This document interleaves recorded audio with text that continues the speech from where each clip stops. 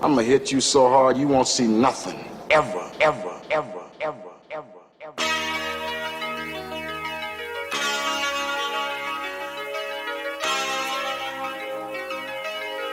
Audio skulls all day. The lyric scientist lab. With a knapsack over your head as you're being, held captive in some prison camp being tortured. And the soothing sounds of our voices are here to comfort you, as we do every Saturday. So, ladies and gentlemen, welcome to the 233rd episode of the Mad Scientist Lab podcast with Jared, Leigh, and RJ. All right? What up, y'all? What's up, guys? Welcome. Fucking up already. Just didn't even start it. You didn't even start it. Yeah, Baby Yoda. Oh, yeah, you missed him last week for May the 4th. May the 4th be with you. I mean, it's all year round. So. But he's maintained as a guest this week because we were like, you know what, fuck it. Yeah, we like him enough, and we like the sombrero enough, and I think we like you guys enough to. And I'm going to also add that his name is not fucking Baby Yoda. It is Grogu for people who want to continue to call him out of his name. I think people they just might not get it sometimes, when it comes to that. No, that's fine, but you have to inform people when they're uninformed. Yeah, I get it, but put it this way: if you call him Landa Jr., maybe. Yeah, that's cool. But when you tell somebody one thing, or maybe you tell them one time, maybe twice, after that, I just stop. I just don't. Yeah, but we didn't tell anybody more than once. No, I just meant in general, like in the broad spectrum of the idea of That's it. Anything. Well, it's okay. It's okay. Jared, what's up, brother? How was your week? What's going on, man? I don't know. Fucking living in the doldrums of life right now. But the Doldrums, that should be the name of the podcast right there, dude. All right, there we go. The Doldrums of life. No, dude, life is lifing. And please stop, please. We are people too. So please stop life just pounding us with the meat cleaver or the meat. What is it? A meat pounder? Remember that big old meat pounder that you would pound meat with? A meat tenderizer? Yeah, that's the word I was looking for. I said a meat pounder. I pound meat when I get some. But yeah. I don't know what you're talking about. Yeah. I do my best. Sure. Hey, it is what it is. This is life, and we are here to enjoy it. 20-minute drive home. The internet works on the road, too, by the way. Just saying. Yeah, that's why. Tell Ghost Chips what up. Oh, what's up? Well, he said he just had dinner with him. So. Oh, what's up, Ghost Chips? No, I'm talking about Epic said that. So I don't know if he's on or not. All right. So I watched something this RJ week. slow, guys. I'm pretty bad at it. I'm not going to Wait, before you start that, keep a note. That's why you need to have a notepad. Put a pen. What were you about to say? What were you watching? I actually wanted to talk about this because I know, thought but what is it? It's the roast of Tom Brady. Okay, we'll get to there. Okay. But I want to show you something real quick. Of course. Since people are leaving. Or not leaving, but not staying long because I want to get to this. Okay, so I want to show this real quick. Everybody just have a listen. We're going to switch up here. Let me turn this off and put this on. Black holes are origin in space, so gravity is so strong, nothing can escape it. And pretend this is the light, and it's getting sucked into this black hole. Oh, no. Uh-oh. What happens to it then? Light can't escape, so it would just go into the singularity. What is it? What's that? It's a very dense point. Oh. And if you get sucked into it, there's no return. But do you know what the point of no return is? No. It's the event horizon. Really? And if you get too close to the event horizon is the point of no return. Do we have a black hole nearby? Well, the closest galaxy to us is the Andromeda Galaxy. What galaxy are we in? We're inside the Milky Way. Do we have a black hole? Yep. What is it? Do you know? It's a black hole. What is it called? Do you know?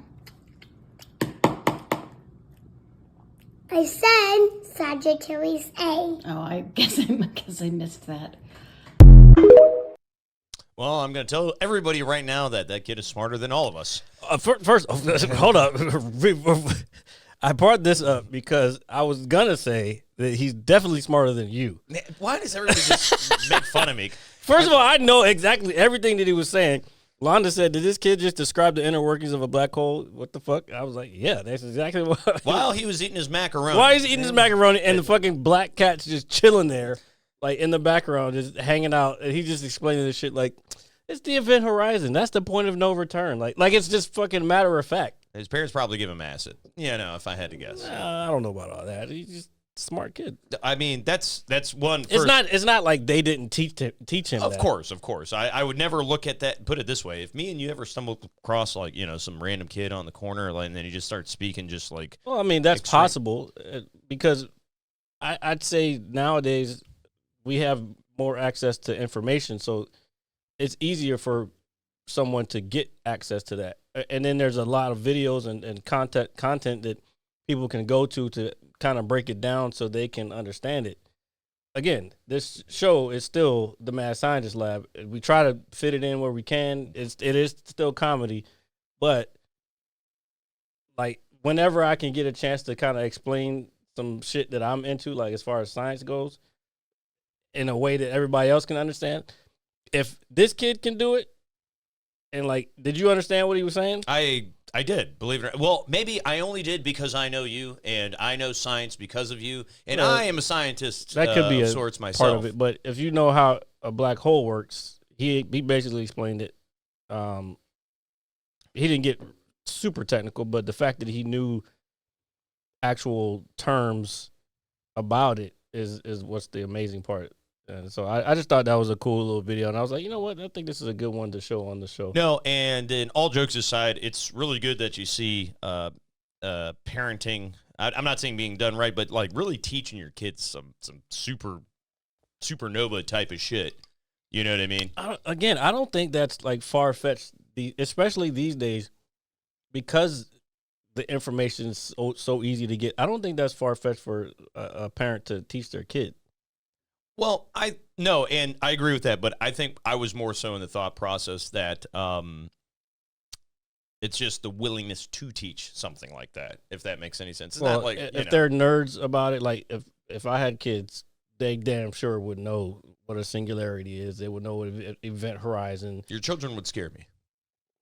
No, they would just know about fucking space shit. Like I watch videos every day on space, like but new discoveries that we found. Like the JWST, the James Webb Telescope. Yeah, they just zoomed in. There's a nebula called the Horse Nebula that Hubble took pictures of years ago. Probably 20 years ago now.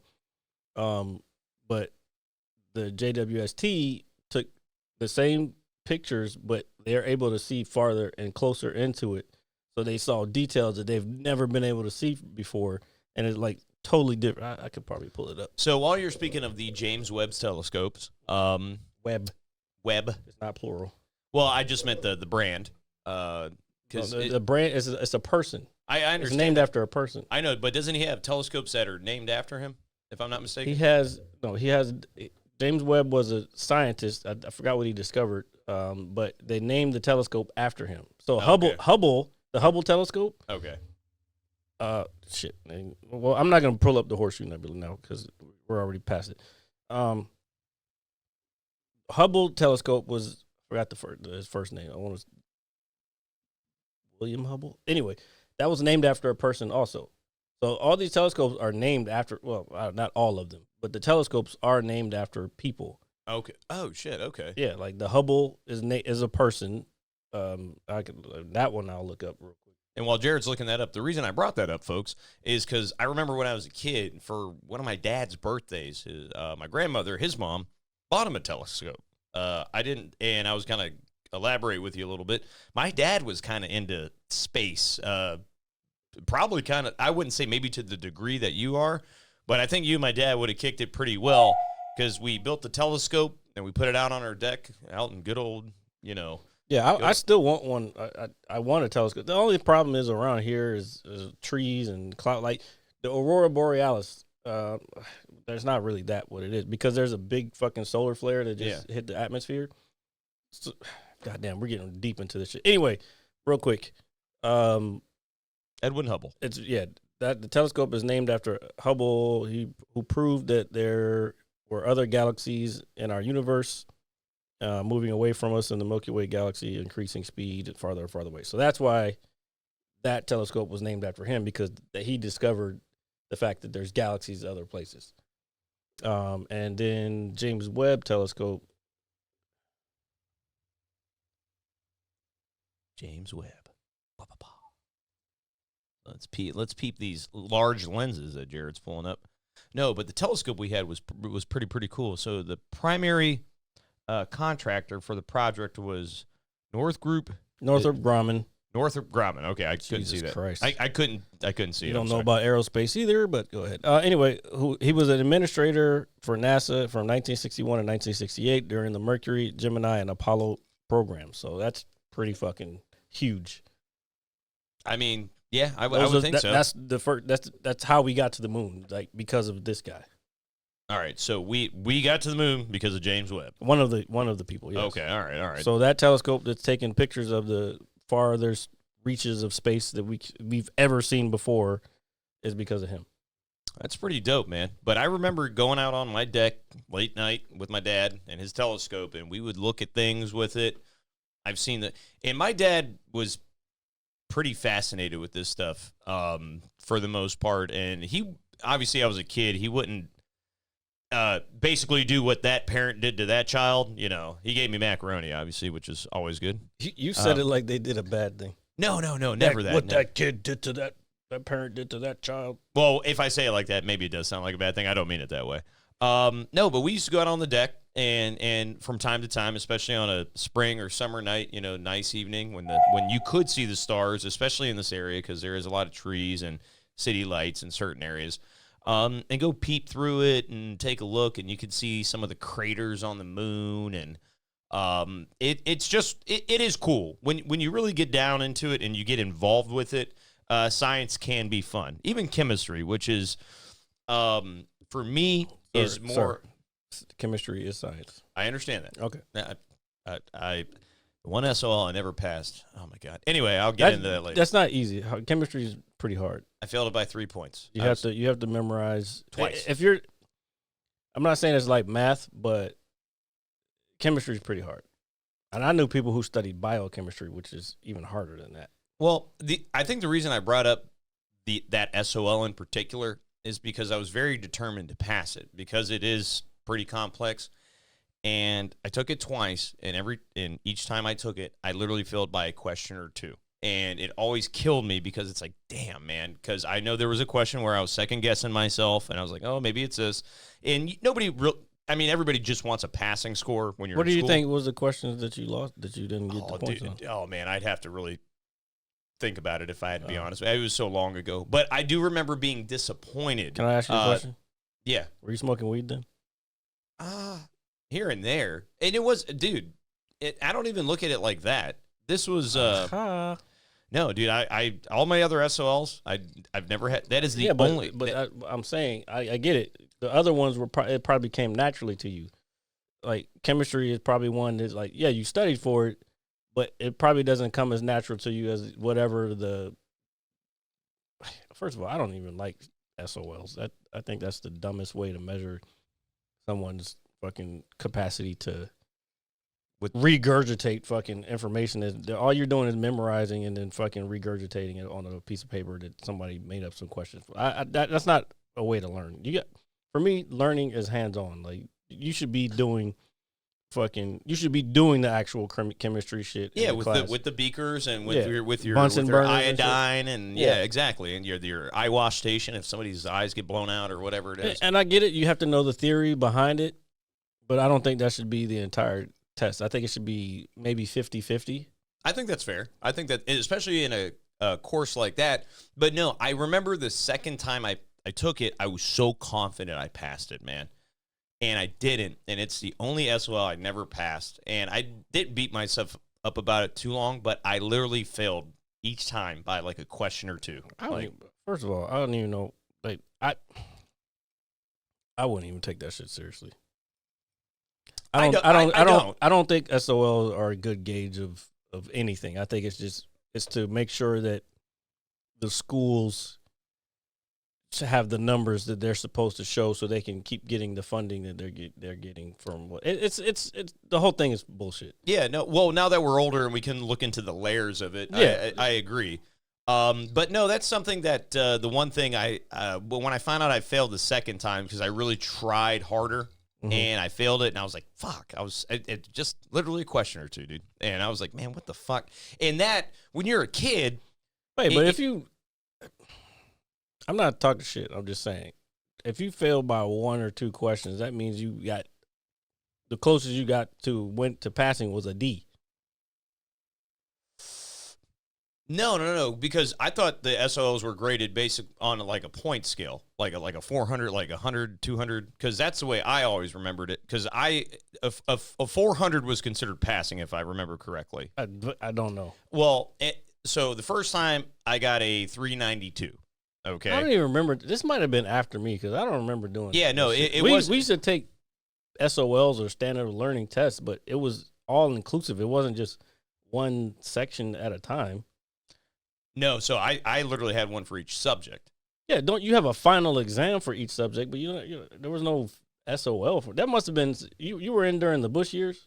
I was. Okay, never mind. So I literally had an SOL for each subject. That explains No Child Left Behind. Yeah. Fucking dumbass shit. No, but I remember because they'll give you your results. A 400 is passing, whether it's considered a D or whatever. I remember the first time I got. Speaking of that, not to cut you. You're good. Yeah, to be honest, I don't think anybody wants to hear your grades from high school. I know, but it was something that I was just like, damn, fuck, kind of thing. When they did that whole No Child Left Behind thing.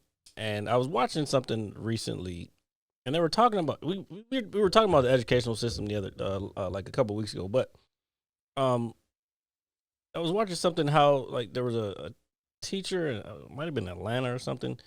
How she was saying that schools, like kids, can't even read now. Like their proficiency at reading is like 30% of what they should be. It's horrible at their ages or whatever. And these are high school kids. What? And yes, like 30%, but they're passing them because they won't leave. Like I said a couple weeks ago, it's because they want their numbers to stay high so they can look good in front of whoever the fuck they need to look good. Like maybe the school board or whatever, which another school board just did some other shit this week, which I don't even want to get into that. But it's like their math is low, and I'll be the first to admit I'm not the greatest at math. I can do math. I hate math, but that's just not my forte. You know what I'm saying? I gotcha. But as far as reading, that's crazy. You know what I'm saying? Like, I might not be able to read it out loud because of whatever. ADD. Like I'll get distracted. Like what's going on over here? Then I'm supposed to be doing this. You know what I'm saying? But if I'm reading it to myself, I can understand it and then read basically say it back to you like and give you an understanding of what I read. Because I wouldn't if I couldn't do that, I wouldn't be able to explain to somebody at an elementary or a rudimentary level how quantum mechanics works or quantum computers work. You know what I'm saying? So yeah, you got to know how to paraphrase things. But it goes farther than paraphrasing. Paraphrasing is easy. Understanding is different than paraphrasing. So the fact that these kids are still getting passed, nobody's getting left behind anymore. You know what I'm saying? But that's that bullshit Bush shit that fucking signed in, No Child Left Behind. They're just pushing these motherfuckers through, and they can't fucking read. And you're almost setting them up for failure. 100%. Yeah. No, it's not almost. They're 100% gonna fail. I want to tell you something about reading. I viewed reading, especially when I was a kid, which was a long time ago. I was so proud to learn how to read books. I wanted to learn big words. I wanted to read some of the bigger novels that some of the other kids weren't reading. So when I was in the first grade, I was reading at almost a sixth grade level, which I thought was really, really cool. I would read Brian Jacques. I liked all the kid stuff too. I was a big Hardy Boys, Nancy Drew guy. I liked the mystery stuff. Fucking nerd. No, but I You remember probably like Harry Potter too, don't you? I am a pothead. I fucking hated the Hardy Boys, and that was a big thing. 'Cause that was what my mom had. So my grandparents had a bunch of Hardy Boy books around. No, I don't think they had it. I think I came up with it. It was like at something at church or something. Yeah. Where they were giving away books, and for some reason I picked up Hardy Boys. I don't know. Yeah. I just had this Hardy Boy book sitting around. I'm like, this shit looks boring. Like, I think even back then in my head, because it was a bunch of white kids on the front, I'm like, this doesn't look like it's gonna interest me very well. Block. No. I know. That's crazy. That's crazy. I'm just joking. Relax. Luckily the camera was on me, but this man was fucking acting like I'm shooting people. That's crazy. Nah, I apologize. Thank you. All right, there. And now as we move forward, no, but I just remember learning how to read was such a big deal. Going to the library, sitting in the library pit, picking out your books, and they did have for the elementary level. They did have books that were branded with, at least in my elementary school, with a little red band that went around the spine of the book. Talking about Scholastic books? No, I know what a Scholastic book is, but they had, the laminated covers. They were basically everybody can read these books. It doesn't matter if you're in first grade, fifth grade, whatever. I don't know those. It could have been a school thing, to be honest with you, in terms of how literature was maybe. I don't consumed. know. I just know, and actually now that I'm thinking about it, because my cousin, shout out to Ill Will, who probably never watches this anyway. What up, Will? I know he had a poster. It was a poster. I don't know if it was all three of them or was just Jordan. But he had a poster of, I think it was Jordan, but it was like reading is fundamental, or I forgot what the slogan was back then. But it was Jordan, and he had a bunch of books. It might have been Magic Johnson or Larry Bird. It might have been all three. I just can't remember at this point. But anyway, I just remember growing up, like, they were pushing reading hard towards kids. Like, and you got to remember, I'm older than you. They were pushing it hard. So it was like you had the book fairs, you had the Scholastic Week. Like you go to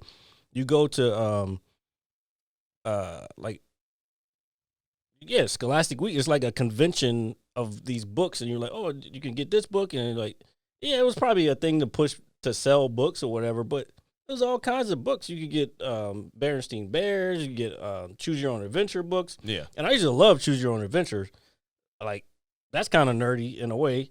Well, I mean, it opens up your imagination, it's imagination instead of the linear path of just a standard novel. No, but even if, like you were saying, even if it's something that pushed sales of books, if anything, it tried to push knowledge into kids' heads. Yeah. And you got to remember. That was two.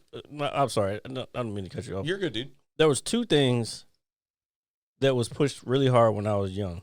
I'm talking like 4th, 5th, 6th grade that I remember clearly was the DARE program.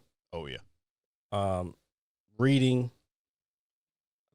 programs.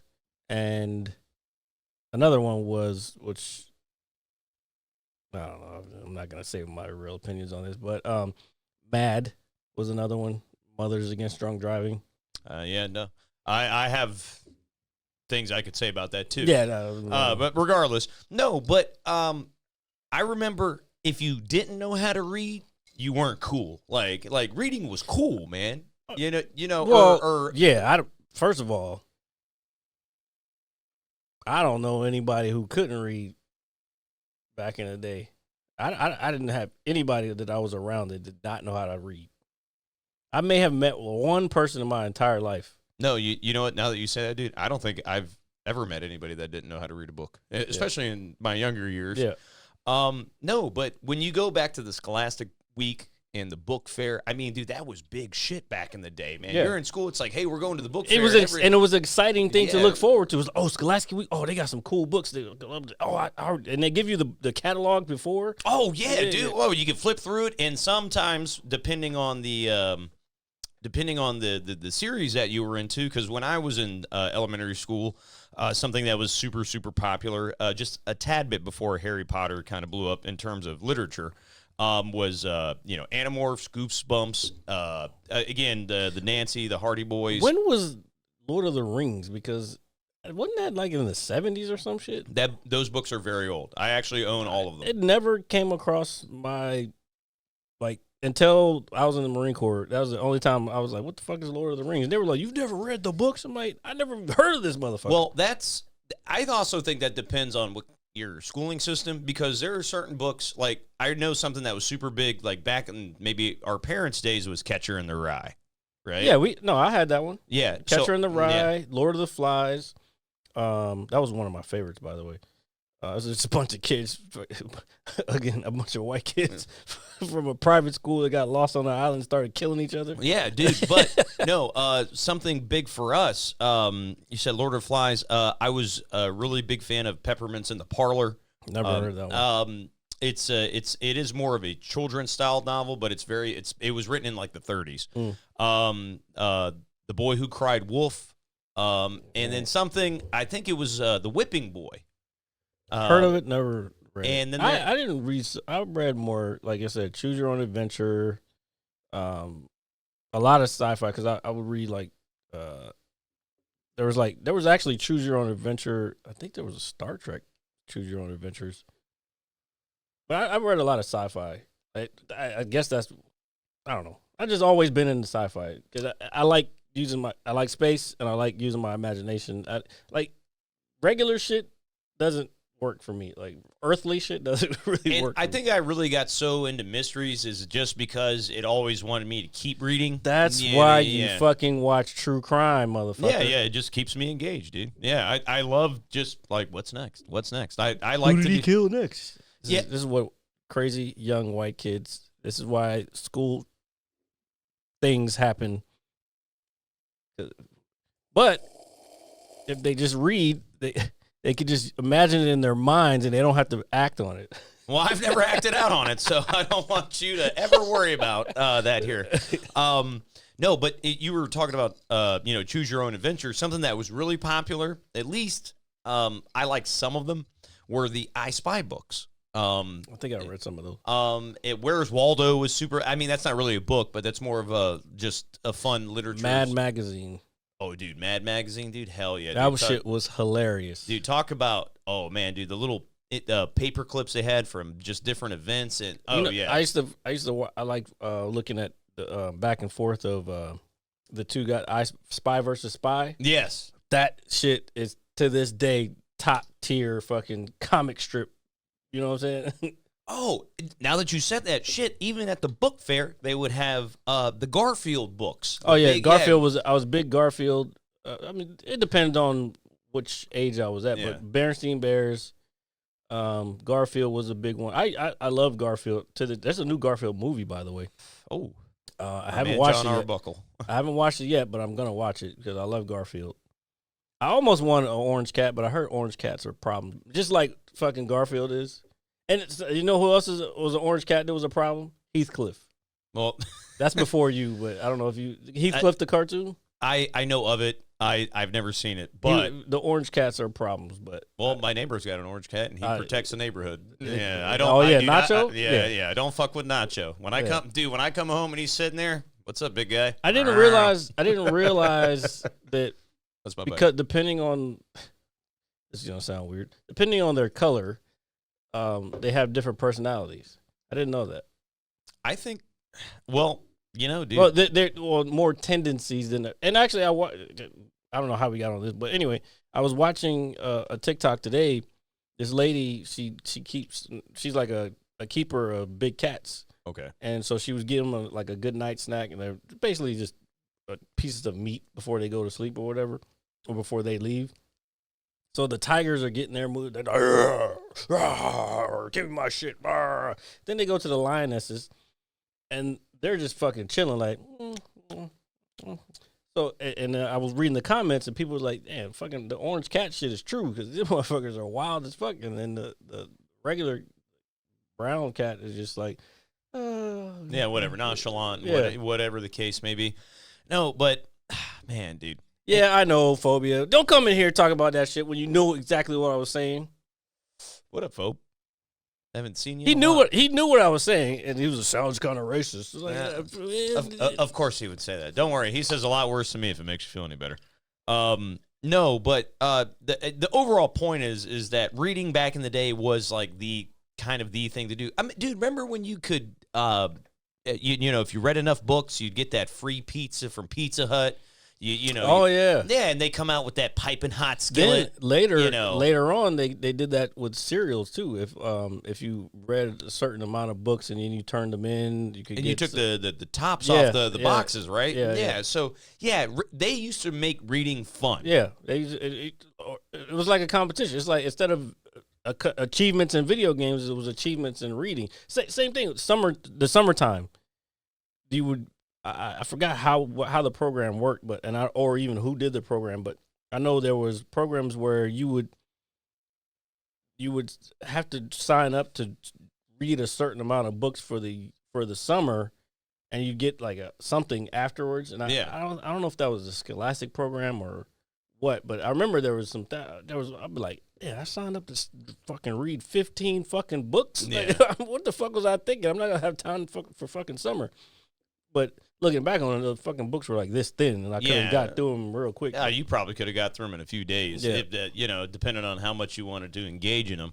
But going back to your overall point, you're saying 30%, dude? Wait, where did Pizza Hut? You said something about Pizza Hut? I did. Oh, I was just well, talking about when No. Yeah, he's talking about how it sucks now. Yeah, it's not the same. Oh, no, dude.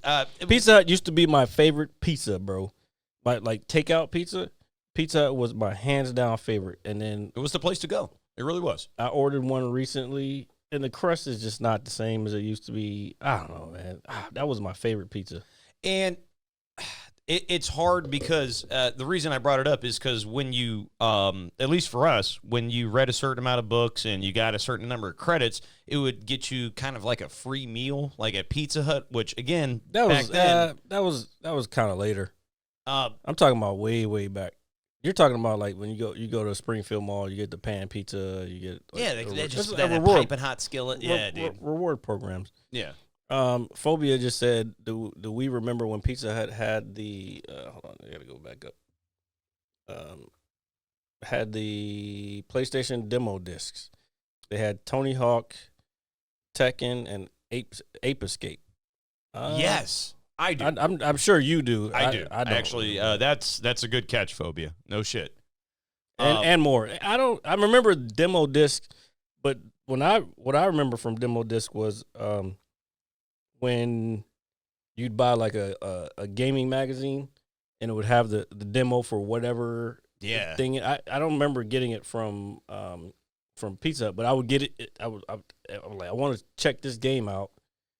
So I have to buy this magazine because it's packaged. The demo disc is packaged in here. Yeah, dude, that was big for me because or if you buy, my bad, I don't mean to cut you off. Or if you buy like what are it like Metal Gear Solid? What was it? Assist PlayStation. No. Assisting the book that assists you. What was it called? The manual, like the booklet. No, the manual comes in the game. Yeah. So when you say the manual, that's assisting you. But okay, so the manual comes in the game. Yeah. It tells you, okay, here are the buttons. Oh, the strategy guide. Strategy guide. Yeah, there we go. Okay, all right. So the strategy guide, there, see, he said it. You'd buy the strategy guide, but then it would be wrapped up, and it would have a demo disc for another game inside of there. And I for some reason, I remember with Metal Gear Solid specifically, it was Tekken, one of the Tekkens. What they did was no, you're right. Because I remember when I bought, or at least when Metal Gear Solid 2 came out back in 2001, if you bought the Metal Gear Solid 2 strategy guide, which I did get, which is... I had it too. It came with another Konami game demo and another game involved. Yeah, It was so, Zone of the Enders. Yeah, I don't remember exactly, but I remember Tekken being in there as a demo for one of them.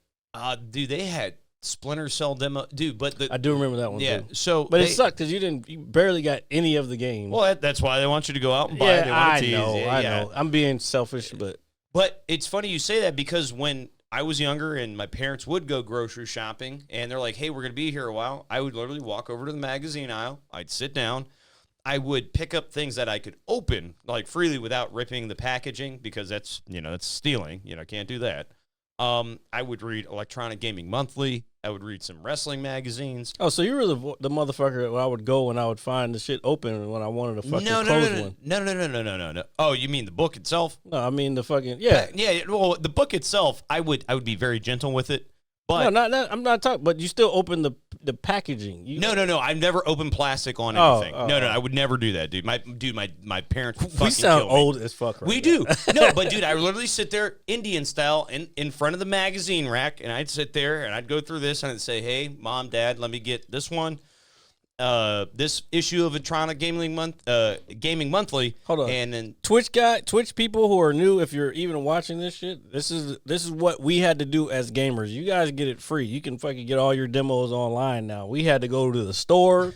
We had to talk to somebody. we had to buy our eggs while we did it. We had to go to the bookstore and sit in front of a magazine rack while we're looking at fucking Sports Illustrated with titties on the front. Yeah. Oh, dude, man, nothing like a dude. I remember my dad had that original Tyra Banks issue, dude, and oh man. Oh, that was my first. I think we talked about this, but my first one that I to this day, my first one that I fell in love with was Kathy Ireland. You don't even know. I'm gonna pull her up for everyone. Fucking old man thinks he was the only one back alive. I didn't say that I wasn't the only one alive then. I'm just saying I was talking about like just people in Twitch if they happen to be tuning in that aren't as old as I don't know. I think I'm probably older than you, Phobia. You are. Yeah. But that's okay. No, but yeah, you sit Indian style, and then you find especially when like that era of PS2, Xbox, GameCube came out. You had your Nintendo Power, you had your PlayStation magazine, you had your Xbox, and they came with the demos. And it's after reading everything, yeah, dude, she's I see why you like her. What the fuck are we even talking about right now? Well, come on, bro. Kathy Ireland was the fucking. Come on, bro. I would let her smother me, but that's okay. But yeah, we used to sit there. I used to sit there, read those magazines, put them back, and then when I found the one with the demo disc, it's like, okay, I got to buy this because I can't open it, I can't steal it, none of this. And back then, those magazines, even with the demo, they were like maybe $6, and that was a lot of money back then. And my mom or dad's like, all right, yeah. No, it was like $12 for the whole thing. Yes, I did. You know what? You want to know what? Because I actually have thought about this because we do this show on a regular, and sometimes I have memories that just get unlocked. And I remember, was it the first video game that I ever played? No, I think the first game that it was actually a simulator. I don't know, I might be mixing something up. Either way, so I remember, I think I told this before. Remember when my mom was going to community college. All right. She was doing that because she was getting a GI Bill, and that would help give her money to pay for me, basically. Hey, man, dude, you gotta do what you gotta do. So, and she was doing computer programming. And so she would be taking these classes, and so she would be in the computer lab, and I would, like, some other students would be there, and they would have their projects in the thing, and they were like, "Oh yeah, you can play it," and it's like a simulating an airplane, basically. Oh yes, I know of this. I do. And it was on a floppy disk, and I remember one day this guy like he let me play it, and he was like, "Oh, I have to leave, so I got to take this," and I was like, "Wait, what? You gonna take the game?" He's like, "No, I can take it out. It'll play in the RAM." Bro, I'm like this. Like I don't even know how old I was. I can't remember, but that was the moment I learned what RAM was. Yeah. That's how, like, that little kid watching that or regurgitating how a black hole is, that's how I know. He just knows. Yeah. He's been around it enough where he can just spit it back out. So I knew immediately what RAM was because he took the disc out of the floppy drive, and I'm still playing. And he's been gone for 2 hours, and I'm still playing this game. So, like, I learned what RAM was at that point. This was the days where I could actually draw it out. This is the days with flow charts, bro, I'm getting real weird right now. Well, So you would have this and you'd have that, or it'd be more of a circle. Give me a second, guys. no. Well, while Jared draws out his flow chart, make sure you catch us anywhere you get your podcasts. That is Apple Music, Spotify, all that good stuff. And every Saturday here live on Twitch. Come on, boys. Hang out with us. And gals. So they would do flow charts and would have basically different functions. Like I can't remember the exact functions, but I used to look at these flow charts. This is before coding was a thing. Like you had to draw it out, and most developers still kind of do this to some extent. But they would do that shit. So I was around that shit early on. I guess that's how I learned how computers work for the most part. Like, what's a floppy disk? First of all, I dare you to ask me that. Who is asking that? You know who's asking that. Don't you ever ask those questions. It's phobia. Shut up. Shut up, you dickhead. You know, oh my God. No, but he's right. If there's a younger person on here who's like probably, I don't know, Dude, Ghost Chip's age, he's like, what the fuck is a fucking dude, flow a floppy chart? disk. I mean, dude, when somebody had a floppy disk in their hand, it was like a golden chalice, dude. Okay, when you imagine a floppy disk, we're gonna test ages right now. All right. When you imagine a floppy disk, what do you imagine? I imagine a square-shaped object. Okay. What does it look like? They're all square, but what does it look like? It had plastic casing on it. The casing is plastic, square plastic. The disc is inside that plastic casing, and it's got the metal. How big is it? I would say, shit, man. If we were to put, I would say it's probably like maybe that big. If So you know, about 3.5 inches. Yeah. Okay. Shut the fuck up. No, I'm asking you. Why are you? I'm No. I'm not making fun of you. But I'm asking you a question. Yeah. So I would say 3.5 by like 2.5, or just like a little square. Pretty much. A little small square. Yeah, a little small square. Okay. That's how I imagine a floppy disk. Okay, so that is a floppy disk, but there were the actual floppy disks there's no metal in it. Okay. There's just a film of like magnetic film on the inside of it, and the outside is thin plastic, and it's probably about this big. So I have seen those, but no, I'm sure you have, but you would equate a floppy disk to separate. Like what you're describing is not actually floppy, but it just got the same name because it did the same function. But the actual floppy disk was floppy. That's why they call it a floppy disk. Yeah, no, and I get that, but that, like, when you say floppy disk, that is the first thing that comes to my mind personally, and whatnot. Damn, dude, how did we get here? 3 inches is average for you phobia. There we go. How did we get here? We got here because we were talking about All right, so I'm gonna pull. Okay, so these are So this picture right here is exactly what I was talking about. So see this the big. Okay, so the I was talking about the big old black one that's larger than 3 inches. That's for you, phobia. Oh, the my black God. one is larger than 3 inches. The red one is a medium size. I don't even know what size. I know the black one's like 10 inches. The red one is like 5 inches. And the blue one, which is just like the Blue Ranger, the nerdy white guy. Yeah, get the fuck out of here. No, but he's about 3.5 inches. But I will tell you this: the bottom two, the smaller two, are the ones that I remember. I don't think You've never seen the big one. Shut up. How big is your floppy disk, sir? Hey, the big black one. I just told you that's the only one I know about, buddy. Oh my God, I hate. All I know is the big black one. I don't know how everything in life just equates to roasting myself. But no, you're not. No, I roasted everybody on that one. Shut the fuck up. You always take it to heart. It's all in good fun. But no, the blue one and the orange one are the ones I'm familiar with. But I would say more so the blue one because you could write on it. You could write on all of them. But those are the two that I specifically remember as a kid. Yeah, no, I agree. And especially if you were in the music industry as you say you were. Bang, Around that time, that's when the MPC 2000, they were using the smaller one. Let me go back to it real quick. They were using the blue smaller ones, and they came in various colors, except for the bigger one. It was always a black one. I think maybe later on they had other colors, but I just remember those. And I'll even go one farther, even farther back. My mom worked in she did like telecommunications way back when. All right. And it was a server room. But server rooms back then, pretty much like a server room now, like they're on fucking platforms and they kind of sit up and they're on this big tower.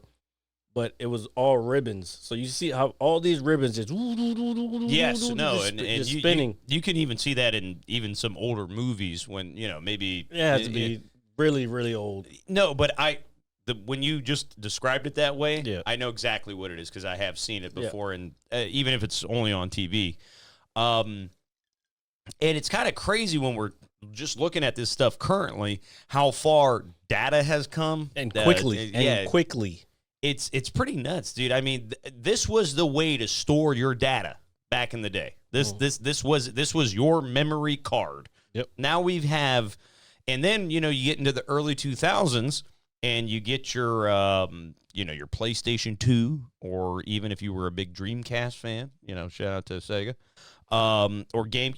Back in the day, there weren't hard drives on these consoles. You literally had to have a memory card, a chip of data that would save your game information. And if you didn't have it, you would have to start over and over and over.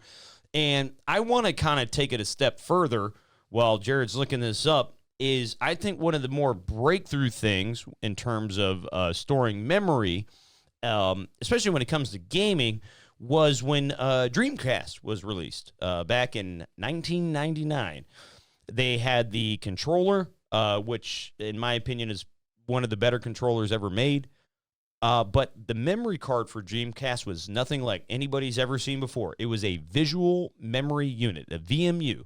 It was probably like maybe this big. It had a little screen. It had buttons on it. And when you inserted it into your controller, you might see certain data from the game as you're playing. You could save at certain times. You could see what time of day it was in the game. So, some games even had features for the VMU as well. And it's like, holy fuck, that was big shit back in the day, man. This is what similar. The one on the right here. That's similar to. I remember them for some reason being green. But either way, if you look up at the top, those big wheels, those are just ribbons. That's just information being transferred and stored back and forth. This is what an old server room used to look like. And then as we've kind of progressed in technology, in terms of storing and saving data, it's like, okay, we don't need this little chip anymore. Now we can make this medium-sized, drive, and it just keeps expanding. But I do remember that transitioning period from at least the floppy disk to the actual memory card. And it's like, oh, hey, man, I got to buy a memory card. I need another memory card. Like, it was a big deal. Yep, And well, so the other day I was, I had bought, I bought a few memory cards because I was going to do some GoPro stuff with somebody. I wanted to do a show. It was like a car show, and I was going to be filmed and then edit different stuff, but it didn't come through. So I ended up buying these little micro, which this uses the micro processor memory cards. Oh god. But it was just the fact that I was like, oh shit, I got one that I've never even opened. But now they got solid state drives. So if you want to store something on your computer, you can just store it on a solid state drive, and it doesn't take up any more room on your laptop or your computer than this little small space compared to what we just looked at. Yeah. Which is this huge fucking thing. And there's a big ass room of these ribbons that are just. You got to change the ribbon once it's full. You got to take one ribbon off, put another ribbon on. It's pretty fascinating if you really like look into it. Honestly, compared to what we were doing, compared to what we're doing, it's fucking wild. Thank you, Epic, for the 10 gifted. That is always appreciated. Oh yeah, thanks, brother. And it's all. And just while we're talking about, while Epic is helping us out, and as always, we love you, brother. I want to give a small story. I'm currently driving a car that has a lanyard that is a Green Bay Packer lanyard, and I'm wearing it. And I know that if anything, Epic is somewhere saying, switch over. Just go ahead and switch over. Rick Favre. Yeah, long story, but just Who the anyway. fuck is Rick Favre? It's an inside joke. Put it that way. Epic knows what it is. Rick Favre. It's a dumb joke. And you got pooped on. Chuck Berry. Old school shit. But no, but I just remember getting such a kick out of that VMU off of the Dreamcast, man. All right. As a kid, dude. All right, we get it. You got a VMU. You had your little fun.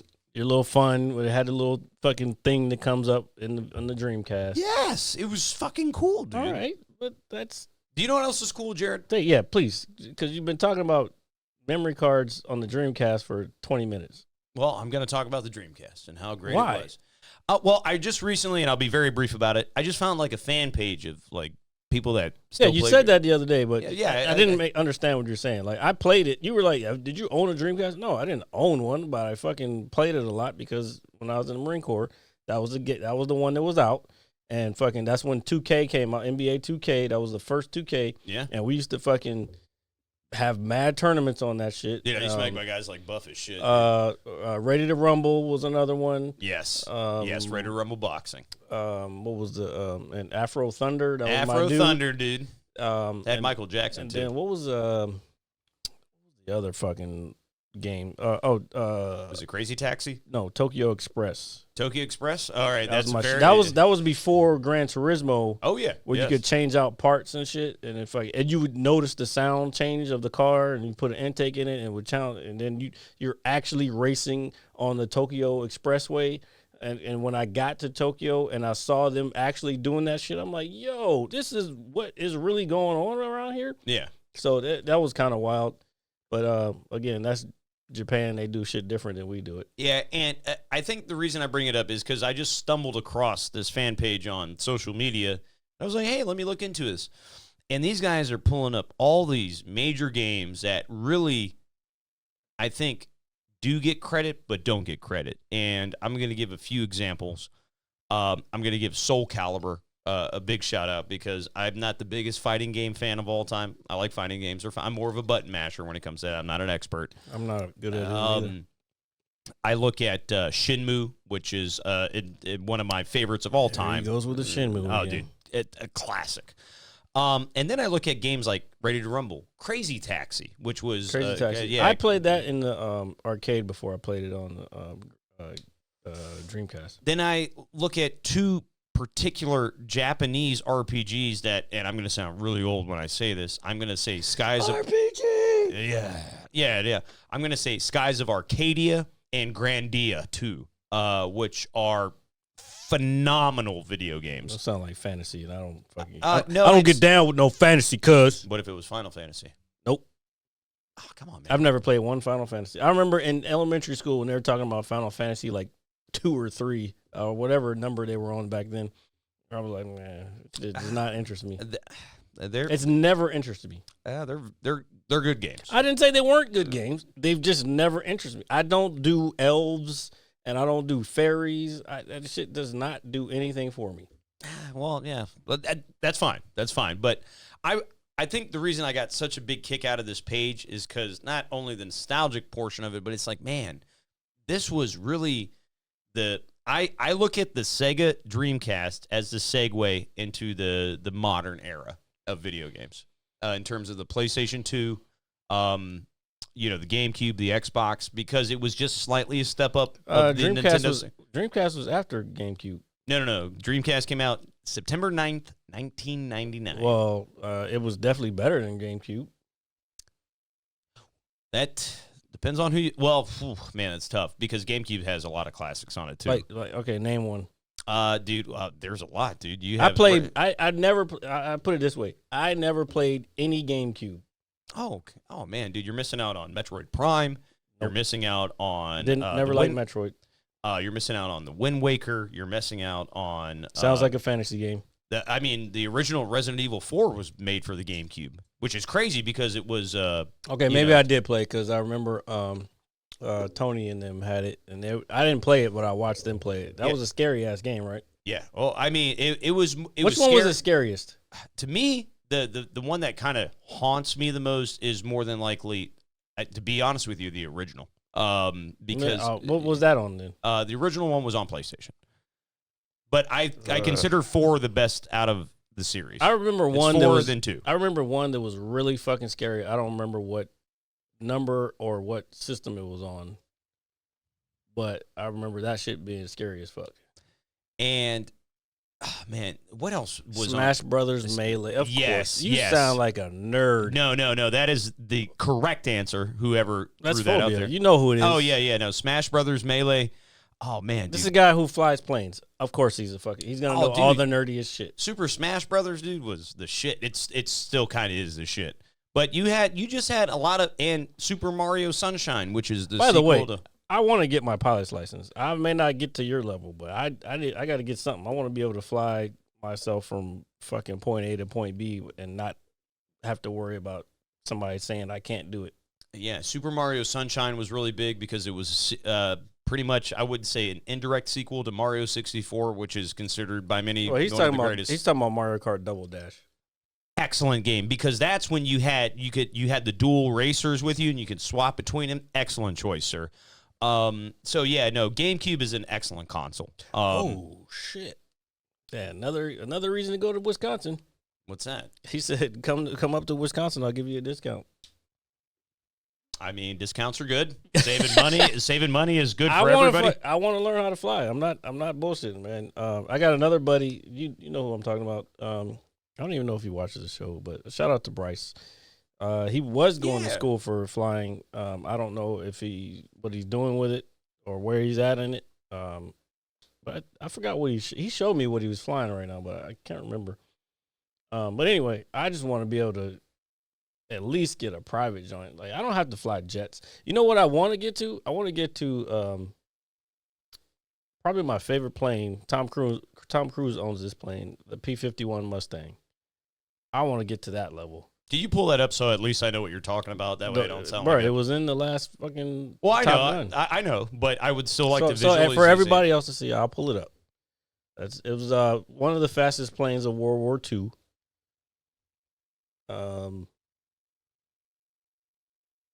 You can get to that level with a couple milli to burn. Never mind. Millie. Oh man. I mean, I don't want to own the plane. I know that's a $4 million plane, but I remember back in the day though it was only $1 million. But inflation, hold on, 51 Mustang. Oh, okay. Gorgeous fucking plane. Okay, so I have seen this plane before, but Yeah, I have a picture on Facebook with one. Well, it's just like an old profile picture because it was at an air show. But this is one of the fastest planes of World War II. This came out later, because the Germans at one point. I just watched Masters of the Air, which is a good show if you're into, especially aviation heads. I definitely suggest watching it. It talks about Americans that were flying with the English.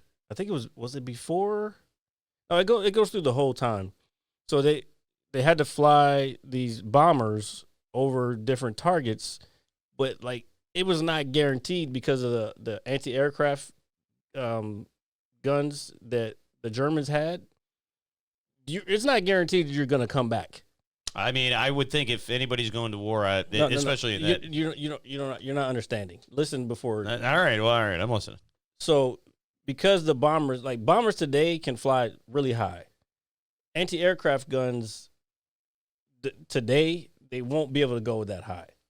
But back then, the engines weren't powerful enough. They couldn't, so they had to fly at a certain altitude because the air gets thin as you go higher, whatever.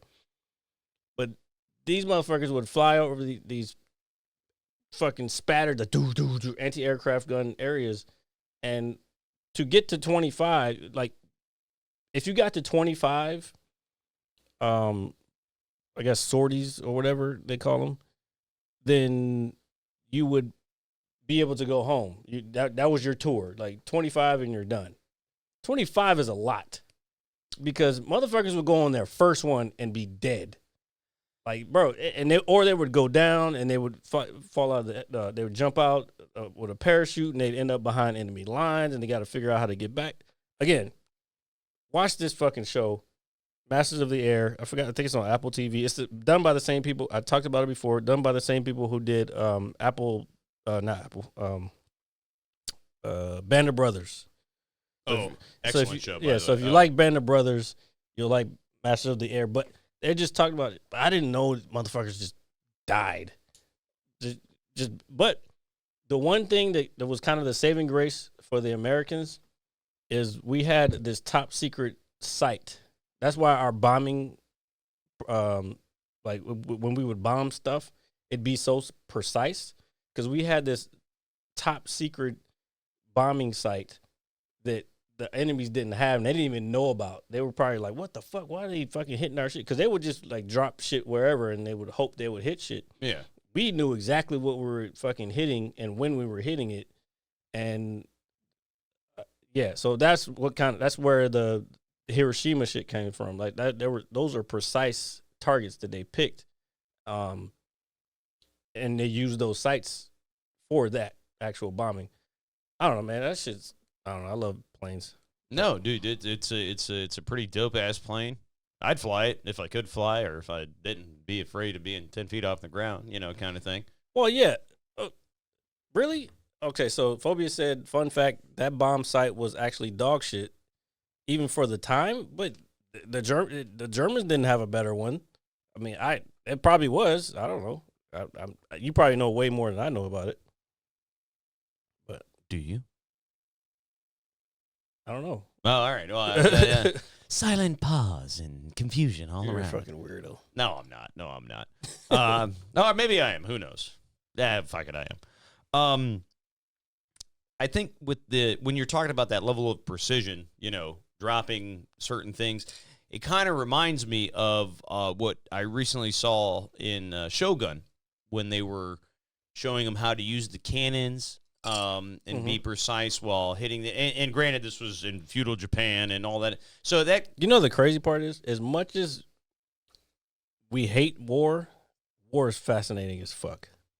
But keep going. Yeah, no, well, I mean, it is because we unfortunately, as a human species, learn how to find other ways to dissect our opponent. Not dissect. Kill. Well, we find more efficient ways to kill people. Yeah. And I think that's where, God forbid, the fascination might come in a little bit. Yeah. And so when you think about it, it's like, all right, well, we're doing this. Well, and you did say it right before. My bad. But it is also strategy, because, like you were saying, in Shogun, with the cannons, that is a lot. That was strategy too. But that's because especially in Shogun, they had a one-up on their opponent because they had cannons and they didn't.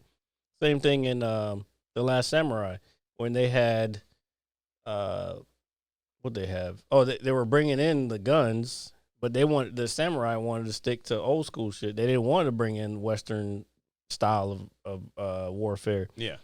So, yeah, man.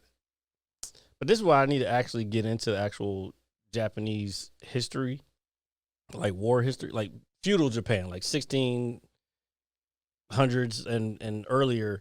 I need to actually dig down deep and get into that shit. It is pretty fascinating shit when you look at it on at quote unquote like molecular level. Just like breaking it down like piece by piece by piece by piece. No, just knowing, like, understanding who did what and when and why. And I've watched things But I kind of maybe I just need to have like an actual Japanese scholar like sit in front of me and say blah blah blah blah blah blah. That maybe I'll pick it up easier because there's shit on YouTube where you can look like the history and like I've watched shit on Netflix. There's a documentary on Netflix a few years ago that you can watch the same thing. They talk about feudal Japan and this book is loosely based on the shogun who unified the Japans and all the different factions. That's why the show is called Shogun, because he had to become shogun to unify Japan. Yeah. But this book, that book is basically, and that show is basically based on him becoming shogun. If that makes sense. It does. No, don't worry. So it's not just him after he unified Japan. Or I should say, before he unified Japan, he had to take control of Japan to unify Japan. So, like, all this is up front, and then there's all this after that's not even talked about in the book. The original pure mediator, folks. Although I did see there might be possibly in consideration for a second season, which I didn't think they were going to do. I think one of the reasons I brought it up in the back of my mind is because I saw that too, and I'm down. You know, I'm down too. I want to watch it again. This time I'm gonna watch it without, since I know what's going on. I'm gonna watch it with, and not read the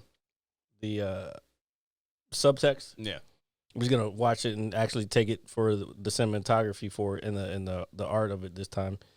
Because before I want to know the plot and what was going on, and I still want to read the book or at least listen to the book so I want to hear the details that were not shown in the show. Yeah. Speaking of that, I saw something today where this person was talking about in the show, because they were talking about Hiro Sonata, how the English or the Japanese that they were speaking in the show was ancient or older Japanese, like old Japanese, and then it wasn't modern Japanese. So a lot of the actors, Hiro didn't have to learn it because he was already a trained Japanese actor. That's why he was the producer of the show, or he's one of the executive producers of the show, because he already knew how to perform in that style. He's been an actor in Japanese movies and plays forever, so he knows how to speak in that style. And then they were like, so they had the lady who played, I forgot her name, but she played Midako. She had to learn it, and then all the other younger actresses and actors had to learn how to speak in that style. And I'm thinking in my head, it ain't nothing. And people were just saying, well, that's amazing that he can do that, and like that he knows English and he knows this and he can do ancient Japanese. I was like, that's nothing different than a trained actor who's done Shakespeare. Yeah, that's old English. Yeah. No. Yeah, exactly. It's so if literally if the I equivalent. if I can speak, I don't know. Let's say I can speak Spanish. No, not even that. Let's say I speak Japanese, like fluent Japanese. I speak fluent English, and I was a trained actor, and I know Shakespeare. I know Old English because I know fucking Shakespeare. Like, there's no difference. It's the same. It's the exact equivalent of one or the other. So, like, people being amazed that he could do all this shit, I'm like, nah, he's a trained actor. He like, that's just him reading Shakespeare, but in Japanese. Yeah. You know what I'm saying? Because it's basically actually the same time period, I think. It's more, and if you were to like kind of like see it, or I would even say go as far as, read it out loud, you can see the kind of art behind it, and then and you can understand it from that perspective, if that makes sense. Yeah. So if you've ever read Shakespeare, I don't know if you have. Once. Yeah. So what was it? You remember the play? Dude, that's crazy. That's crazy. You remember every play that you've ever read of Shakespeare. Yeah, no shit, dude. I cannot think of it right now. I'm so sorry. That's crazy. I don't know, but if you've ever read Macbeth or Hamlet or whatever, or Romeo and Juliet, like, Jesus Christ, you don't remember Romeo and Juliet? Well, I remember I've actually never read it. I've watched it. Oh, that's not the same thing. So I've never read it, but I've watched it. So reading it or watching an actual who said Macbeth? Othello. Yeah. See, Linda knows what's up. So yeah, if you've read it and you know English, it's the same thing as him speaking or they speak there on that show. That's why there was a lot of phrases. Like I would read the subtitles on the show, and because I know some modern Japanese. Yeah. I was like, that doesn't equate. Like the hearing it, I was like, but now after seeing that, I was like, oh, that's right. There was probably some differences in the way the language, like, because Shakespeare would say forsooth or whatever, for out thou, that type of shit. We don't say that no more. No. Same thing in Japanese. They would probably say something similar. Like if they're saying, like, if I didn't hear arigato for thank you one time, even though they would say thank you, I didn't hear that, the phonetic sound of that, which means it was different, but I didn't know that watching the show. So like, me trying to sit there and watch that to try to learn Japanese, I go to Japan, after I learned that shit, watching that 1,000 times. I go to the highest mountain. No, I'd go to Japan and try to speak that, and I'd be speaking fucking 1,600 Japanese when they'd be like, "What the fuck are you talking about?" Yeah, they're like, "Oh my god, this guy's on drugs." You know? Yeah, like, exactly. Get away from me, sir. Was he thinking he's in a fucking play? Yeah, you can be out there like with your book in your hand, like you know. But that's the other open. thing, man. I wish I could explain to people like fucking. I don't know. I talk about it all the time, but Japanese culture is just different, and that's the only other like culture. I don't want to say that's the only other culture I've ever experienced because I've been to Mexico, I've been to Jamaica, I've been to all these, but these are all Western places. Civilizations. Yes, yeah. But studying Japanese culture from different angles, like from the martial arts, from the language, from being there, from the food, it's I don't know, man. It's just hard to explain. I wish I could articulate it in a manner that everybody could understand, but I don't think you can unless you lived it. You know what I'm saying? No. I mean, I think that's a very fair argument, man. Because again, if there was any type of, I don't even use the word demographic, but style of culture, so to speak, Japanese culture is fascinating. It really is. And that's why even for somebody like myself who I mean shit, dude, we were talking about, you know, all these video games earlier, which are very prominently developed. Hopefully you're bringing it down to what I was talking about. Yeah. No. We'll see. Oh, we're going to find out. And if I'm wrong, it doesn't matter. I don't think you are. Yeah. So, but you know, a lot of the things that I grew up on are not developed in the States. And we, as, you know, a Western civilization, are like, oh, you know, no. But when you go back and look at the origin story of all this, it's like, oh, how did this guy come up with this? And then you look into it and you're like, wow. You know, it's pretty fucking cool, man. I mean, dude, put it this way. My favorite video game of all time is Metal Gear Solid. And it was developed by a Japanese man who is a huge fan of all your favorite video games was developed by a Japanese man. And so, but that's what I'm saying. I think because that's where it came from. Yeah, and I think that's what we even as a gaming community or even a Western, we forget that sometimes, dude.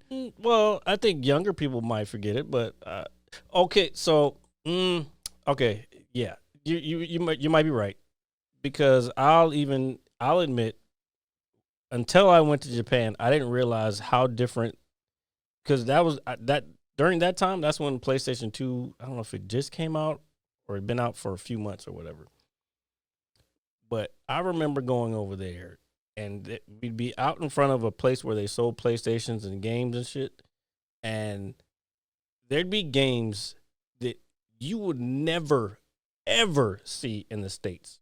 Never made it here. Never will make it here. You will never even know about it. And it's funny you say that because on this Dreamcast page I followed, I'm seeing people with copies of shit I ain't never seen in my life. And I'm like, what the fuck is that? Yep. And I like to pride myself on my gaming knowledge. You've never, Yeah. bro. I guarantee there's hundreds of games you've never heard of, you've never seen, and you will never see. Because, matter of fact, I saw a TikTok the other day that was talking about the Japanese version of Contra compared to the Japanese version, the American version of Contra. There's cutscenes in the Japanese versions. Oh yeah. Like, what do you mean? Oh yeah, you didn't know this? I did. Dude, it's Contra. It's arguably one of the hardest fucking games No, ever. the game dude. is hard, but on our version, we only got the levels. There's cutscenes in between that actually tell a story. They don't fucking just go from level to level. They start off with a fucking intro. It tells you what's happening, and then you beat that first level, and then you go into the next level through a story, and it tells a whole fucking story. I never knew that, and I'm fucking 45 years old. That's fucking crazy. Well, there was a place locally down the road from here many years ago.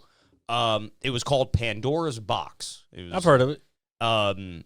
And I remember in that era of time when gaming was really making that massive transitioning from, the guys in your basement to like, oh shit, everybody loves this stuff. Mm-hmm. I remember my dad took me in there one time, and he took me in there, and dude, they had so much shit in there that I ain't never seen in my life, and shit, man.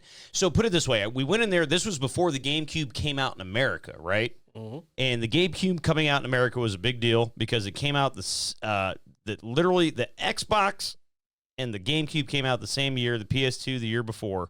So you're talking about like these pivotal console war that has developed. Dude, this is the origin story of the console wars. It really is. And I remember going into the shop with my dad, and they had a GameCube, and I was playing Luigi's Mansion. I remember that game. And I was proud of that game because I never liked Mario. I was more of a Luigi guy. Oh, phenomenal. Ever since the very first Mario Brothers. So every time my cousins would come over and we played back and forth, like with Mario Brothers, I'd be like, I'll be Luigi. Like, you can go first. Yeah. And I still whip their ass with the fucking dude. But I'm sitting there and I'm playing it, and this is my first time holding the GameCube controller in my hand, and I will go out on a limb, and I might get some flack for this. It is the most comfortable gaming controller of all time. But I'm playing it on the demo screen in Japanese, and my dad's sitting there watching me, and I'm using the C stick, which is directional, which was big at the time. And that was definitely new back then. Yeah, and he was like, "Hey, this is pretty cool." And my dad was like, "Oh man, everything was in Japanese." He was like, "How do I, how does my kid read it?" You know what I mean? He's like, "Well, they have these downloadable discs that you put in the console beforehand, and they were pricey at the time." And my dad was like, "Hey, I'll wait another month or two and whatnot." But there are a lot of video games, like you said, that for consoles that I love that I have never heard of and I've never played. There was shit. I'm telling you, I don't even remember what the game was that I saw, but I was like, that'll never be in the States, and it never showed up in the States. But it was way better than anything we ever had. Yeah, it's crazy. And it was for PlayStation 2, and I'm sitting there, I'm like, I have a PlayStation 2 in my barracks room right now. Why can't I get this game? First of all, I wouldn't be able to understand what the fuck's going on. But second of all, why does it look so fucking cool? And this is fucking what? 2000? Yeah, dude, we're talking almost 25 years ago. Maybe 2002. But still, bro, like they had some wild shit.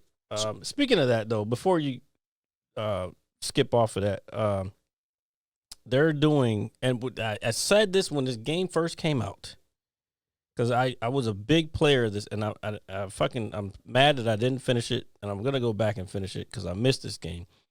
Ghost of Tsushima is coming out on PC, and they're doing a multiplayer version. I saw that. I did see that. And I don't know if you remember, I said a long time ago on Facebook, like probably 4 or 5 years ago, whenever the game came out, and I was getting real deep into it, and I was getting my combos. I was getting combos on this shit. And I said on Facebook a long time ago, when the fuck are they going to come out with a multiplayer game so my fucking squad can go up against somebody else's squad? And I think they're doing it. They're coming out with a movie, but let's stick to the game first. So when you're talking about like enhancements on a game that has been out for some time, And I look at it like this. I think that when you look at the core fan base of anything, no matter what form of entertainment it is, eventually you have to realize what made you successful in the first place is your fans, your core fan base. Like the people that were like, yo, hey, we think we could do, people that you give good constructive criticism. Yeah, but I never gave that to anybody. I just said that on Facebook in jest because I knew I was so good at the game. But you're not the first. You're not the only person to say that. I knew I could have whipped Bama's asses. Yeah. When I was fucking playing that game, I loved that game. And I don't know. I'm about to say I don't know how I got off of it, but I know how I got off of it. But I just haven't gotten back into it because I know I have to start all over. Because I don't remember how to play. Because you know how it's progressive. Yeah, well, dude. Like there's combos that I gained and skills trees. That's when skill trees first kind of made prep. It was like that and Spider-Man when skill trees kind of became like a actual, like every game has skill trees now. Yes. Yeah. I mean, I think that's around that time. I think. Oh man, dude. And I played Spider-Man before that. Like I was playing Spider-Man before I got Ghost of Tsushima. But then Spider-Man got boring. But Ghost of Tsushima, life got in the way. I don't want to start all over again because I was fucking doing so good, bro. Well, I think that's the beauty in it because I'll tell you there are. And I'll tell you right now, there's maybe 4 or 5 games, maybe once a year I'll play through just because I enjoy them as much as I do. One of them is I'm a big fan of the Uncharted series. If you say Shenmue. No, what, Shenmue? No, yeah. Shenmue is timeless. I don't have to play that. I already know how great that is. Okay. No, but I look at the Uncharted series made by Naughty Dog. They're just fun action-adventure games. Too puzzly for me. I look at, man, dude, there are a lot of games. But those are that's your style. You like puzzles. I'm not a puzzle guy, but go ahead. Oh, dude, shit. Right now, obviously, I've been kind of slacking the last few few weeks. You just went through Red Dead 2. I will always be super proud of that completion. That is the heart, dude. That is. I will never 100% complete it, but I definitely will start. I will start it over many a times. That game, I don't mind starting over. And I don't mind not finishing it and starting over, because the story is just so good. Well, that's how, 20 years ago, that honestly, and I know you don't want to say, but that's how I felt about Shenmue. Like way back in the day, I could play the first 2-3 hours of it. It's like, because I don't have a memory card to save it. I got to start over. I don't care. Londa, I like Uncharted. It just gets puzzly for me. Same thing with, what was the one you were playing recently? Angelina Jolie played her. Oh, Tomb Raider. Yeah, Tomb Raider is another one that gets real puzzly, and I'm like, I don't feel like fucking figuring this puzzle out. No. So I will say there's a handful of games. Uncharted is definitely one of them. What else? I go back and I dig deep. I play Max Payne maybe once a year, which is a very dated game. But I go back and I look at Mafia. I will play over. Yeah, Mafia is great. I have never played the third one. I've played the first 2. I'm still trying to finish the second one. Yeah, I've played the first 2. I enjoy them. I'm gonna play the third one after. You got to remember, bro. I go in and out because for me, I get sucked into games. If I start playing a game, I know, but the thing is, RJ raised his hand. He didn't show it on there, it wasn't on camera.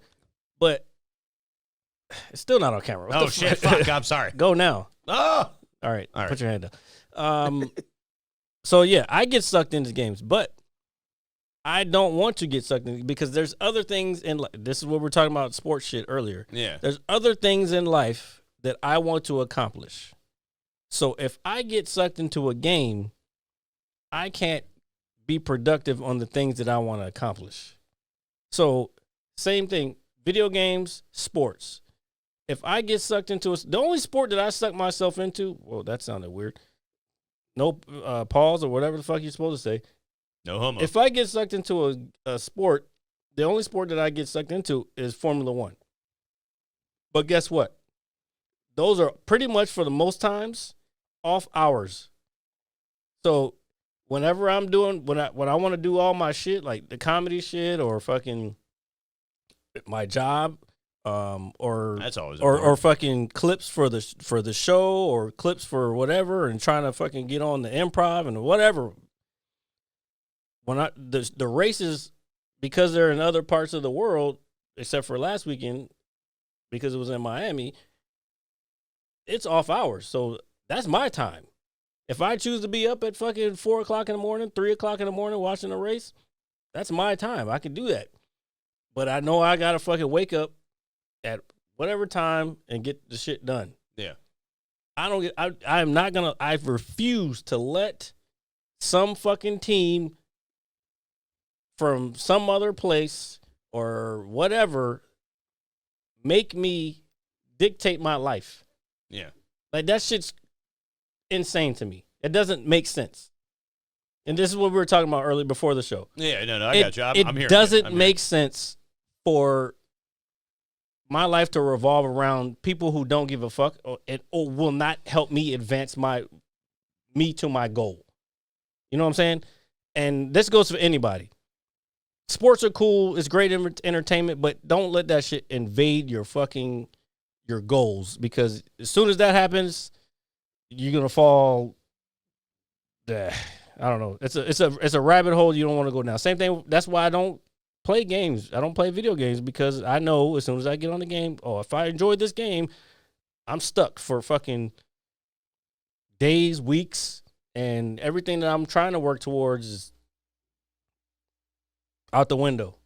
Well, and that's something, especially myself, that I learned growing up. You want to know when and when not to do these things, but at the same time, as me personally, as a fan of just that form of entertainment, there's always something different, even if it is similar in nature. It's like, hey, let's give this a try. Entertainment is fine, but don't let it I don't know. Maybe that, I don't know. Because I know people who, like, I ask them, like, what's your passion? They'll be like, I don't have a passion. I'm like, the fuck? That doesn't make sense to me. Like, no, I agree with that. when someone sentiment. says they don't have a passion or they don't have something that they want to work towards, it doesn't compute in my brain. Like, it really doesn't. And I don't know. Maybe I don't know. That's all right. Maybe I'm being extra. I don't know. No, well, you're not being extra. You're stating your opinion, and that's why we have. I've been called here. intense plenty of times, but again, if I wasn't intense, then I'd never get shit done. Well, but I think in that mindset, maybe even if you are, like, consistently intense, sometimes in order to, kind of reevaluate your intensity, you have to take a step back sometimes. I really do. No, I take a step back, but then I'll play 3 or 4 rounds or levels of, maybe go back to Ghost of Tsushima. I'll try to start where I was at, but I don't remember any of the buttons. But Londa made a perfect good point of what I was saying. In summary, there's a time and a place for things, and that's true. And I just think that a lot of people don't quite grasp that. No, and you are correct with that, because what I've learned in my fandom, in my level of fandom of video games, because that's something that I'm going to just hold near and dear to my heart forever, I know that I have time for things and I don't. And it's crazy that I am saying this, because if you were to pull up my fucking account right now, you'd be like, oh my God, this guy lives in no sun. Oh, no, I bet you your Steam account fucking is crazy. Yeah. Well, you're not even on Steam. No, I'm not even on Steam. But, dude, like, the things I do in my games, the account I currently have, they've taken me 6-7 years to do. But it's something that I've slowly chipped. Dude, I have real life responsibilities just like everybody else. And at the end of the day, when I know I can sit down and I can grind out 3 hours of Apex with Ali Ice, or sit down with Phobia. Can I ask you something? And get on Halo, or whatever. Can I ask you something? Yeah, of course. And this may be a little personal. You don't have to answer it on here. It's okay, brother. Do you have any goals that you think will contribute to the world? That you think would contribute to the world, or leave some kind of legacy for who you are. Oh yeah, I absolutely have 100% a correct answer for you, sir. That's a good. It doesn't have to. I'm not asking for a correct answer. I'm just asking in general. Well, I think that's a broad question, if I had to be honest, but I understand the question. Yes, and it can be yes and no. But if I had to stand on my own too, I will say yes, because I think a lot of the things that I have personally done in my life, I have contributed to a lot of people's development in themselves, and their growth, and as well as me growing as an individual. I think that we are all people, and with age comes wisdom. And when you somebody like myself who was fortunate enough to kind of coach up some of the younger kids around here, you take your mistakes and you see your mistakes in these kids when they're making them. It's like, hey man, you know what? I did this. Don't do that. It's all about leading by example. And that is something that I will always be proud of, even if I am a basement dweller at times and stuff. But if I had one thing that I would totally say that I'm 100% confident is that I know that, when, the ray of sunshine comes, that kind of thing. That's funny. The ray of sunshine comes, is that I know that I did right by the people who needed me when they needed me. And I'm okay with that. It doesn't have to be in the most elaborate way. Dude, you can go up to somebody. Hold on. I didn't mean to cut you off. No. Dude, I remember, and I'm going to use this one example and this one example only. Years ago, I'm just delivering a pizza. I knock on this lady's door. I deliver her pizza. Hey, ma'am, how are you today? Blah, blah, blah. I was like, hey, man, busy day. I can't remember what time of year or what day it was. And that was it. It was another delivery for me. Literally, just like nothing. It's like you walking into the bathroom taking a leak, dude. That's how, I guess, desensitized I was to it. It's like, hey, I'm doing my job. And I got back to my shop, and they were like, what'd you do to that lady? Somebody said, like, what'd you do to that lady? I was like, what the fuck? And I'm like being all, I'm like, what the fuck did I do to that lady? And guess what? That lady called and said, hey, the guy that delivered my pizza just made my complete day, and he has no idea why. And I just wanted to call and say thank you. And that was crazy to me. Because do you know what I did? I said, hello, how's your day? Hope everything's okay. If you're not, whatever it is. Just the normal, just compassion, empathy, whatever. Just be a person. I'm delivering your pizza. That lady might have been having the worst day of her life. And I don't know that. But I know that because people told me. So if I had to be 100% confident in anything, I know that I have left bits and pieces of my excellence around. And I will always stand on that. And with that being said, ladies and gentlemen, thank you for listening to episode 233 of the Mad Scientist Lab podcast. As always, it is I, RJ, the pizza guy, along with Jared, the visual mad scientist. And remember, it's not just the Mad Scientist Lab anymore. It's your booty hole. We call it Beantown around here. You can. I don't even know why I said that. Dude, whatever. You can catch us anywhere you get your podcasts. That is Apple Music, Spotify, all that good stuff. Monday, 9 a.m. sharp for the YouTube visual. Leave a comment. Hit that link below. Hit that notification. It lets you know that we're here in your head at all times. Also on Twitch. Oh, and guess what? Before we go, we didn't do it today, but we're going to do it next week. What? We are going to talk about the conclusion of season 1 of X-Men 97. Yeah. Here, we're not. We're just going to wait. We're just going to wait. No, I'm not. Yeah, because we'll have 2 episodes to talk about. Oh man. So yeah, X-Men 97. Hey, catch up. I'm telling you, bro. Even if you're younger or older, if you haven't watched the original episodes, maybe get through it somehow. But you don't really have to because it kind of speaks for itself. It's very good. It's probably the best thing that Marvel's put out in fucking years at this point. Years, and I'm gonna go on a super big limb right now. Very short limb. Very short limb. besides the Batman animated series, That's not short enough. Yeah, besides the Batman animated series, it is the greatest cartoon ever made. Well, Period. there's a new Batman animated series you don't know about. Oh. Anyway, see y'all. Oh shit. Whatever. We'll see y'all next week. Oh, they can't hear us. No, they can hear us, but they can't We see love us. you. Bye. Anus. Shut up. All right. Hit you so hard you won't see nothing. Ever, ever, ever, ever, ever, ever.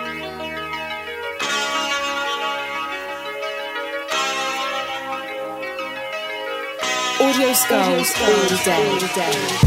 The merit scientist lab.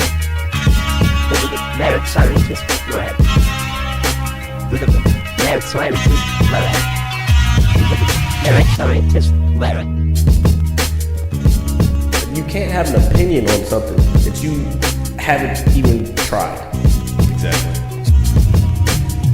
The merit scientist